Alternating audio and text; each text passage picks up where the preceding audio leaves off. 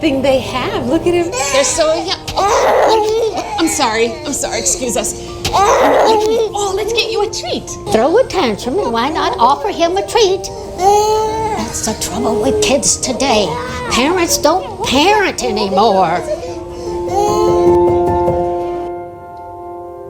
You'll be his third foster family, so it will take him some time to feel safe with you. He's been through a lot of abuse. Oh, gosh. But if you have any questions, please let me know. Thank you. Hey, buddy. Do you want to go get something to eat? Do you want to go see your new home and we can eat there? Or we can go eat at a restaurant? You pick. That's a nice car. Yeah, it is. You take food stamps, right? Unbelievable. Mooching off the government, but you drive a sports car. Nice.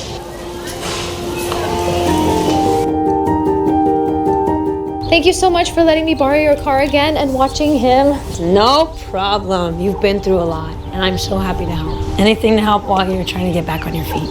Thank you, I appreciate it. Bye. Bye. What is this guy doing? This guy's an idiot. Ah, get out of the way! Get out of the way! Learn to drive! About time!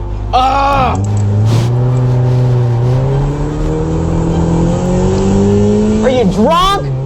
Learn to drive, idiot!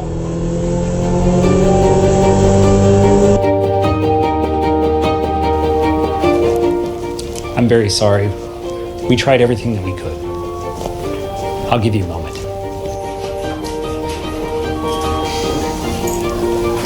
How am I going to tell the kids?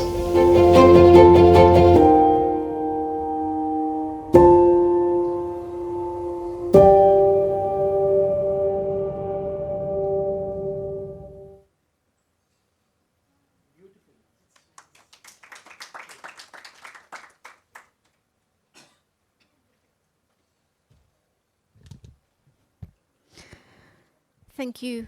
So I know a lot of you... Can AI understand 20 minutes before? And still... Good afternoon, and thank you for your patience. And thank you, Asif, for the clap. So he energized all of you, so you can listen to me after a long session of lunch. What did we learn in this video about the human being? What was lacking from the other people who didn't understand the 20 minutes before? And then?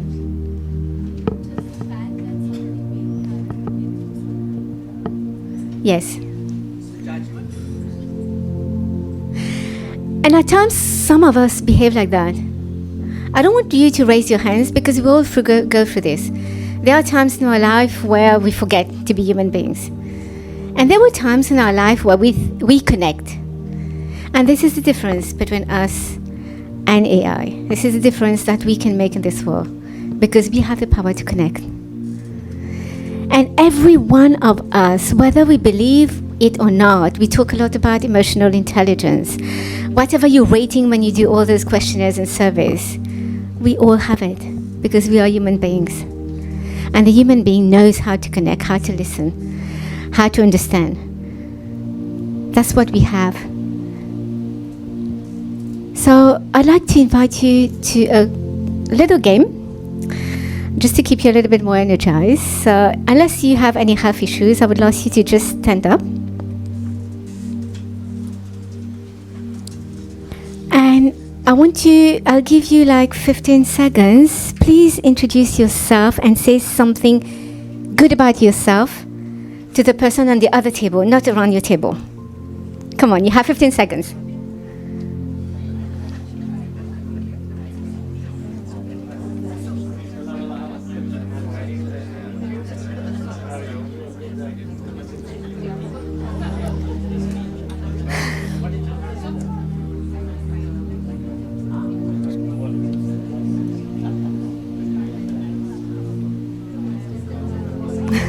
Thank you. Wonderful. Thank you, everyone, for participating. Please have your seat.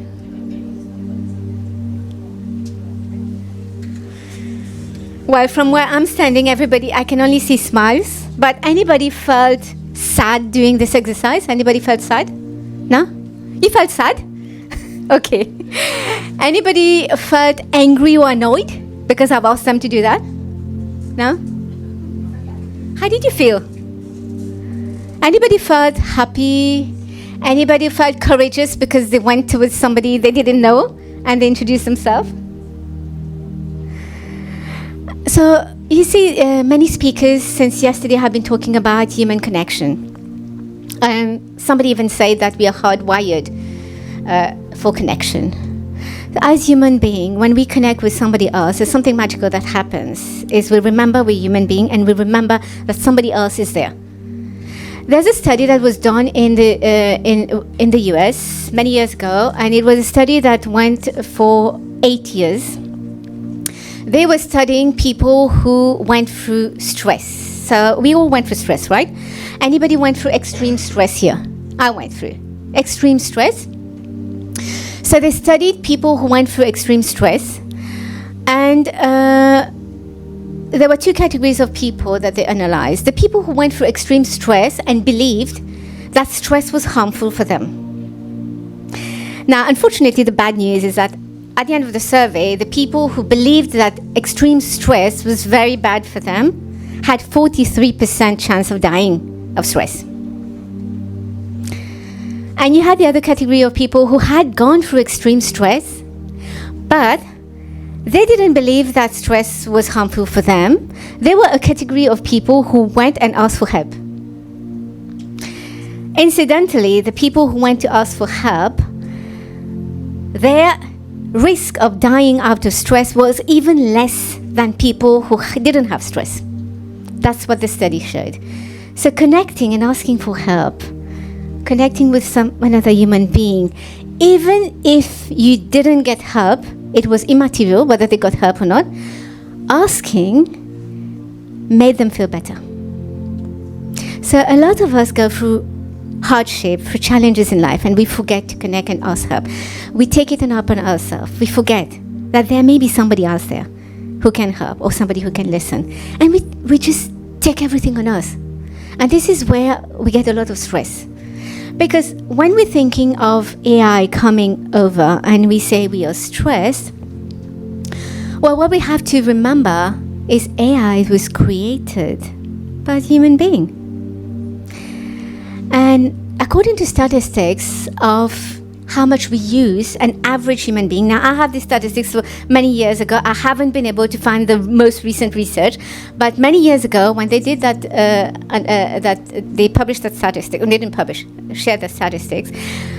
Apparently, the average human being uses only 5% of their conscious brain, and a genius will use around 7%. Let's assume that the person who invented AI was using 10%. How much of our brain is untapped? How much of capacity is there in the human being that we forget and we put limits on ourselves? And what are the limits we put on ourselves? They're not the limits that we've instilled on ourselves. They're limits that other people have put on us. Maybe when we were a child, somebody told us, and there are parents in the room, so it's good for us to know because we do so many things unconsciously, and we tell a child, this is not good enough. You can't do that. Oh, stop this. You're not good enough at that. We may be doing that for their good. We think we're doing that for their good. You're not good enough at maths. You're not good enough at so many things. We're destroying the person's belief in themselves. And that's what society is telling us. When we're trying something and we are not good enough, we are reminded more often that we're not good enough than where we are worthy. So the self-talk that goes in the mind is what makes us powerful, what makes us capable of going above our limits. What are we telling ourselves every day when we talk to ourselves? Are we telling ourselves we're not good enough? We are not worthy enough? We're a failure? Because one relationship didn't work, or maybe we were not good at one subject? Is that the talk we're having in our mind? And we can choose consciously to tell ourselves we are capable. Yes, this may be impossible, but we can achieve it. And this is how athletes excel. You've seen the best athlete, and even Asif was telling you earlier about athletes who train and who excel. It's not just physical. Because the human being is physical, emotional, mental, spiritual. So yes, physical, we're helping each other, we doing the efforts. What are we telling ourselves in our mind to be able to go further? So the athlete that has been able to break his own record is the one who's telling himself, there's nothing impossible, I can do better. Their mind is telling their body that they can go beyond their own limits. And the beauty of the human being is that there is no limit. Because if you imagine you're only tapping into part of your brains, what is happening to the other part you're not using? How far can you go? There is no limit to human being brain, and that's the beauty of the human brain, and it has been shown even in MRI. When you're working on your human brain, it keeps expanding, adjusting. You can put as much information there and experience. But what we have to work on is the alignment in our body. Because we are mind, body, soul, how much of alignment is there in ourself? Is what we are talking, the mind, is aligned with the heart, what we're feeling? And according to a recent research, we have in our heart, now in the body there's around 50 trillion cells in our body. So according to a recent research, there are 40,000 brain cells in our heart. And what that research tells us is that when we go for an experience, the experience is recorded both in our brain and our heart. And that's the reason sometimes when people have gone through childhood trauma and they go to a therapist and the therapist addresses the mental trauma, you tell yourself, but I'm still not there. There's something lacking. I haven't solved this issue and moved beyond, because there is a part of that experience that is in the heart that we haven't addressed. And to be able to do that is to be a whole human being and holistic human being, acknowledging and appreciating that we are the emotions, we are the thoughts, and to align these two. Now, how do we align this? Our brain and our heart, how do we align this? There's a free step that was shared recently by Craig Braden, and I'll tell you about more research that he's done. And he said there are just 3 steps. All you have to do, and they look so simple that you would think that it is not possible, but they are very simple and very practical. It's just about shifting your focus as a first step. First, you shift your focus. Second, you shift your breathing. And third, you shift your feelings. And what we're going to do is when I end my session, we will go through that exercise. I'll run you through that exercise practically. So we will do that shifting of focus, of breathing and feeling. But another thing that is important also for us to remember is that we have all those qualities. When I started at the beginning of my speech and we said, and I asked you what was lacking, and you all shared all those beautiful emotions that all of us human beings have. Well, all those emotions are things that we can grow, we can acquire, we can remember and practice. And it all depends on how much we tell ourselves and believe. And belief is a wonderful power. So this is a belief that athletes have that they can excel. It's a belief in yourself. And what is the most powerful sentence we can use when we say belief? I can. Trust. Yes, trust. I can do it. Definitely. One of the most powerful sentences that we can tell ourselves starts with I am. I am kind, I am generous, I am beautiful, I am intelligent, I am compassionate, I'm generous, I'm hardworking, I'm committed, I'm honest, I'm loving. You can say anything after that and you become this. Because the mind believes whatever you tell it. And the power of belief, we'll do an exercise right now. So around us, if you look around the room, you will see the colors of beige, cream, gold, and maroon. Just look around and notice. Okay, I'll ask you to close your eyes and remember in your mind how many things that you can think that you saw of that color.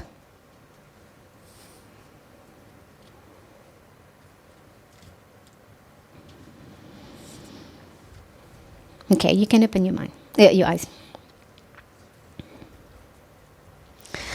All right. So you can see all those things in the room. Now I'll ask you to close your eyes again. Can you remember how many things that you can list in your mind that is blue?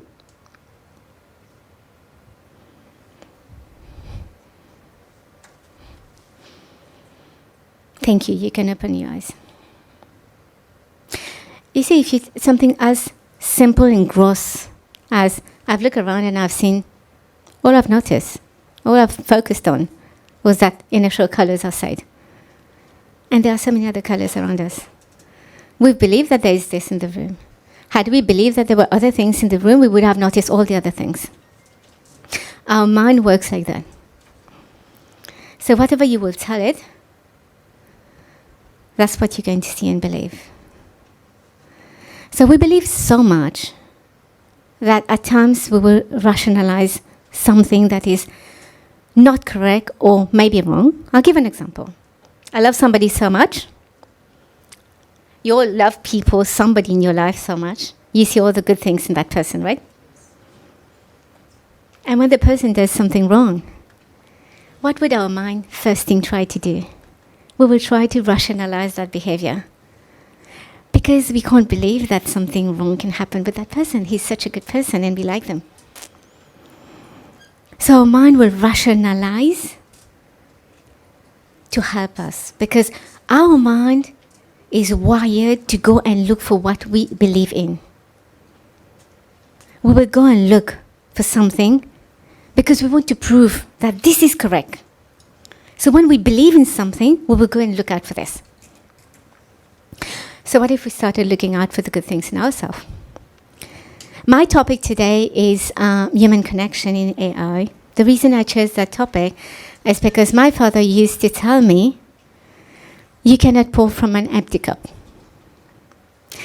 So my topic today, my focus today, is you and me, us as human beings. How much are we taking care of ourselves? The first one that I covered was self-talk. What are we telling ourselves on a daily basis? What kind of language are we using towards ourselves? Are we being kind and compassionate towards ourselves? Or are we beating ourselves up for all the failures and for all the things that we couldn't do? Or we didn't meet up to the level or to the expectations? We are human beings. We can fail. And it's not failure, it's learning. Because next time we'll do it better. We won't fail at the same time all the time. We will always, when we will try it, we will just be improving a little bit more all the time. So, there's how do we take care of ourselves? One was self-talk. Second is our connections, with whom we connect, with what do we surround ourselves. And when I said earlier that the power of the human being is hardwired for connection, is who do we choose in our field, our immediate environment? Whose company do we keep? And when I say company, is everything. Because why I say everything is we think that we deserve to be heard and to be listened. That's what all human beings crave for, right? As a human being, we want to be heard when we're expressing something. When we're telling our story or talking to somebody, we would like the person to listen with their full attention and to be present when we are talking. But a lot of us, what happens? We are lost in the past because we have regrets or we want to change something that we cannot. Or we're just very worried and stressed about the future. Very few of us are really focused on the now. And the now is called the present, not as a coincidence. It's called the present because this is the present moment where you can change things for yourself. That's the difference you can make. Because you don't have control on something that has already happened. And you can't control that's something that is yet to happen. But we can change the now by taking ownership of our own well-being. So when we take ownership of our own well-being and we nurture ourselves through self-talk, we nurture ourselves through tapping into something bigger than us.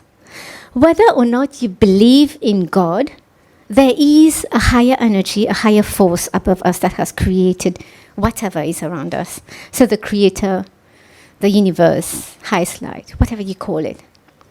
So when you tap and connect with God or that creator, you're able to tap into divine qualities. And you can connect with divine qualities because each one of us has this divine quality. In his research again, Craig Braden, and his book that was published very recently is titled Pure Human. He did a research and about the human DNA. And you would agree with me that you're all unique, right? Because we don't have the same DNA. None of us has the same DNA. And I firmly believe in human being and human potential because I believe in each one of you in this room having a purpose that is unique to you. I can't play Asif's role. I can't play your role. We all have a different role to play on that earth. And how do we tap into that different role that we have to play is being connected with that divine source to be able to always get that divine energy. And Craig Braden, in his book, what he did is research on the human DNA, and more specifically on chromosome. And he translated and decoded the chromosome of the human DNA into 4 ancient languages. I mentioned the 3 languages that we know. Ancient languages is Sanskrit, Arabic, Hebrew. And when he decoded the human chromosome into those languages, there were 2 powerful words or series of words that appeared in all 3 languages. The first one was God, eternal. And the second one was in the body. God or eternal force in our body, in every cell of our body. And we have 50 trillion cells. How much of divinity is present in our body? We can always surpass and increase those divine qualities. So I know I have only 4 minutes left. So what I will do is I'll invite you into that little exercise so we can align brain and heart. I'll ask you to just relax. You can please put on the music. I hope I haven't forgotten to cover any topic important. I'm not as fluent a speaker as Asif. He's been talking many times. It's my first speech at a World Congress, so thank you for your attention. We'll have the music. And what I'd like to invite you is just relax. Sit comfortably.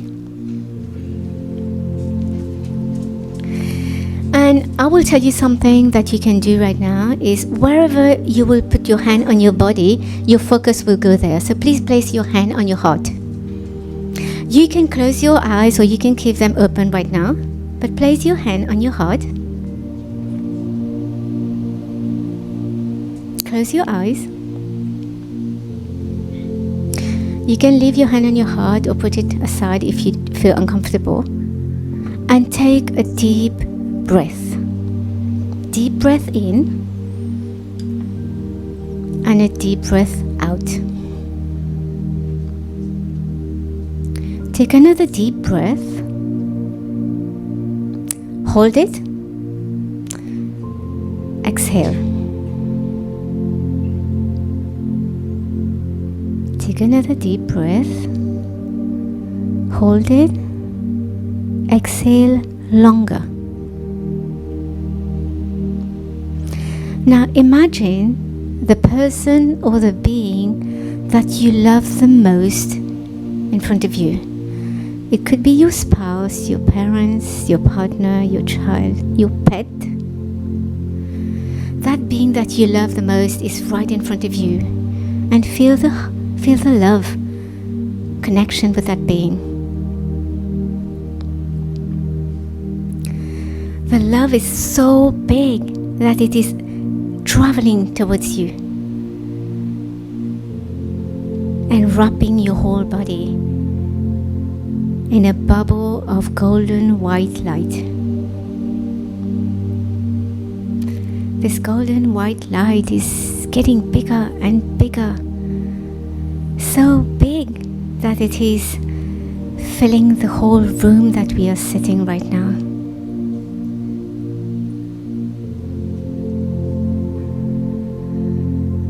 And that bubble of golden white light is going even bigger and wrapping the whole Taj lens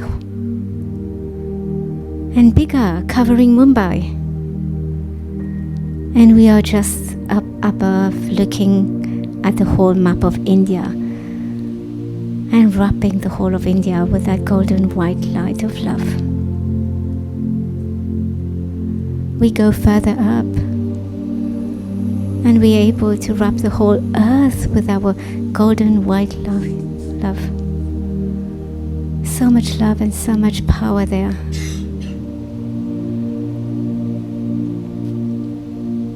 And we have a little prayer for the whole world to be a better place, a happier place and a more loveful place.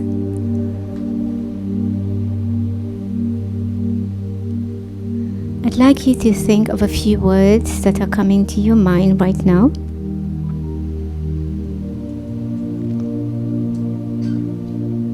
And you can slowly open your eyes.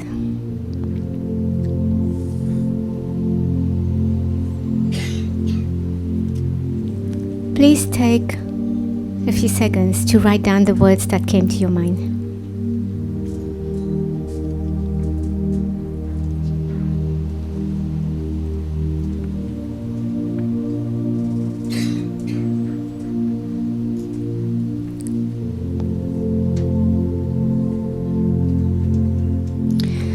These words that have just crossed your mind are the words that are true to yourself. You felt them. I didn't. And they are your core being. What I would like to invite you while I'm closing this session is if we can be grateful for who we are first, because we forget that we are good human beings. If we can be grateful for who we are first. And second thing is see and think how we can contribute to this world being a better place and pay back. So if we could, every morning when we wake up and set the intention of being us, our core us, who we are, by simply doing one action, not more. If you can do more, it's fine. If you can just do one action during the day to make this world a better place, to make ourselves a better human being, I would invite you to do this. So thank you so much for your attention.